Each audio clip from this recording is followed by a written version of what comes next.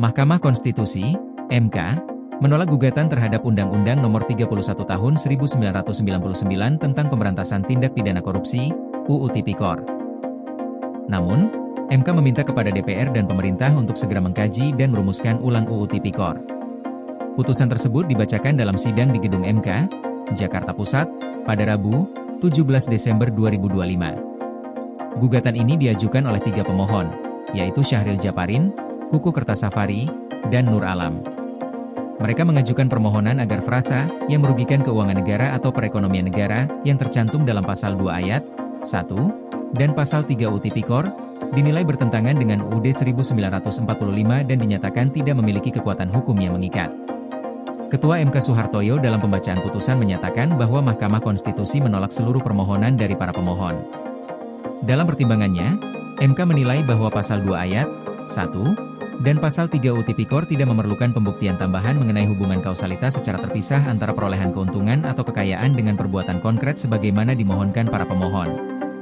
MK menganggap kerugian keuangan negara atau perekonomian negara merupakan akibat langsung dari perbuatan melawan hukum, yang tidak perlu dibuktikan lebih lanjut. Namun, MK juga mengakui bahwa penerapan norma-norma dalam Pasal 2 dan Pasal 3 seringkali menimbulkan perdebatan dan diskursus.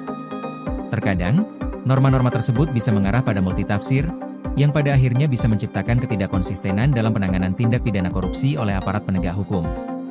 Oleh karena itu, meskipun MK menilai bahwa norma dalam UU Tipikor sudah sah secara konstitusional, Mahkamah tidak merasa berwenang untuk merumuskan ulang norma terkait sanksi pidana.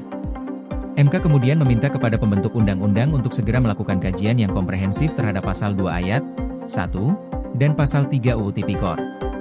Kajian tersebut diharapkan bisa membuka peluang untuk merumuskan kembali ketentuan-ketentuan yang dianggap masih memiliki potensi multitafsir.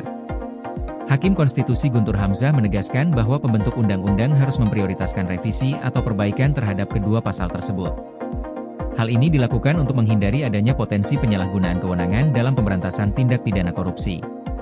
Lebih lanjut, MK menekankan agar dalam proses revisi atau perbaikan terhadap norma Pasal 2 Ayat 1 dan Pasal 3 UU Tipikor, pembentuk undang-undang harus memperhitungkan dengan cermat dan matang implikasi politik hukum pemberantasan tindak pidana korupsi. Pemberantasan tindak pidana korupsi, menurut MK, merupakan suatu kejahatan luar biasa atau extraordinary crime yang memerlukan perhatian khusus. Selain itu, MK juga meminta agar dalam merumuskan norma sanksi pidana yang lebih jelas, pembentuk undang-undang perlu memperhatikan kepastian hukum. Ini bertujuan agar tidak ada penyalahgunaan kewenangan dalam penerapan hukum. Pembentuk undang-undang juga diminta untuk melibatkan partisipasi publik yang bermakna dalam proses revisi ini, agar kepentingan masyarakat yang terdampak oleh tindak pidana korupsi dapat terakomodasi dengan baik. Sebagai penutup, MK menyarankan agar pembentukan norma yang lebih jelas dan tegas dalam UU Tipikor tetap memperhatikan tujuan utamanya, yaitu pemberantasan tindak pidana korupsi secara efektif dan tanpa adanya ketidakpastian hukum. Hal ini penting agar korupsi yang merugikan negara dapat diberantas secara maksimal, dengan memperhatikan hak-hak dan kepentingan seluruh pihak yang terlibat.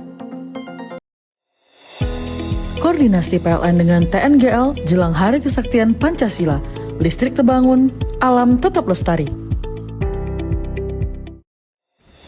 Panen perdana garam Aceh. PLN hadirkan energi untuk UMKM di momen menyambut Hari Kesaktian Pancasila.